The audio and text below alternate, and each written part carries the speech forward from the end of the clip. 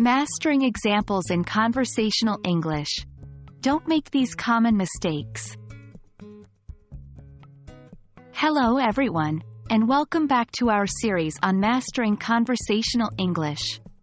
Today, we're going to talk about a very important aspect of answering questions, using relevant and strong examples. Unfortunately, this is a place where many language learners stumble. They either use examples that aren't directly related to the question, or their examples lack the necessary strength to support their points. So, buckle up, and let's learn how to avoid these common mistakes. Examples are crucial in conversation. They help illustrate our points, making them more concrete and understandable. When we use irrelevant or weak examples, we risk confusing the listener or failing to make our point. Remember, an example should directly support the point you're making and provide substantial evidence or illustration for your statement. First, let's tackle irrelevant examples. These are examples that don't directly tie into the point you're trying to make. Let's say someone asks, "What makes a good leader?" And you respond, "A good leader is like a lion." For instance, "My uncle, he's a great cook." Can you spot the mistake? Yes, the example about your uncle being a good cook doesn't relate to leadership qualities. Cooking skills, while impressive, don't directly reflect one's ability to lead. This is an irrelevant example.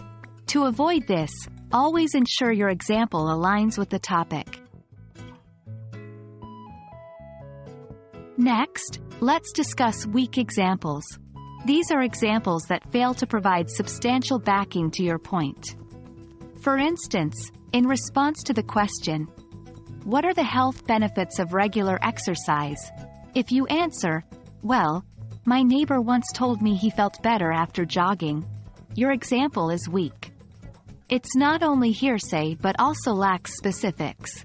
A stronger example would be, a 2018 study published in The Lancet showed that people who exercise regularly have a lower risk of developing heart disease, type 2 diabetes, and stroke.